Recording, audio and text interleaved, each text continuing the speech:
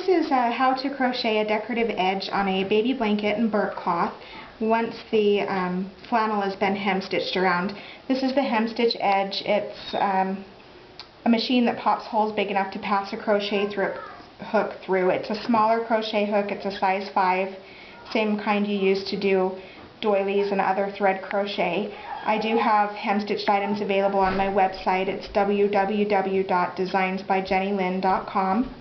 And the way I like to start when I do these is to pick up the flannel and cut all the way around the hem-stitch edge about 1/4 of an inch. Maybe harder to see on the darker fabric, but basically you're just tracing that hem stitching. About 1/4 of an inch is what you want to leave yourself. And I don't cut all the way around. I cut enough to go a little ways, and that way it doesn't tend to fray as badly. So I cut about that far. It's probably 5 or 6 inches. And then you just of course start your crochet thread. I'm using a crochet head thread. It's a size 10. It's a bedspread weight cotton thread. Start with a slip knot, and it's pretty much the same as when you're crocheting. It's just going to be a single stitch. You bring your hook into one of those first holes.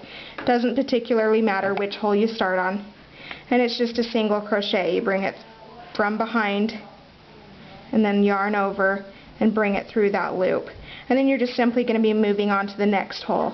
Your crochet hook goes through that hole, grabs the thread, bring your crochet hook to the top of the flannel, yarn over and pull through. And that's just it's a simple single crochet stitch.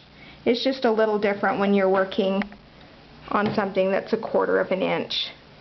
And that's it. You basically do that all the way around until you get back to where you started from.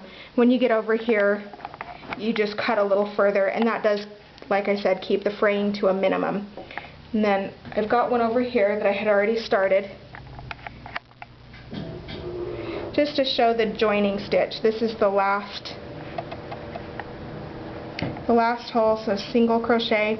And then this is just a slip stitch. You just bring it into the top, that first stitch that you crocheted, and just slip stitch through. And then you can move on with your more decorative edgings. I do have some patterns available.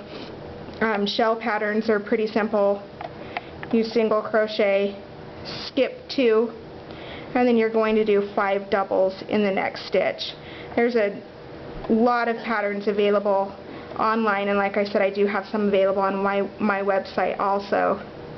But that's basically it. You can go all the way around and then end it just as you did before with the slip stitching. It's pretty basic.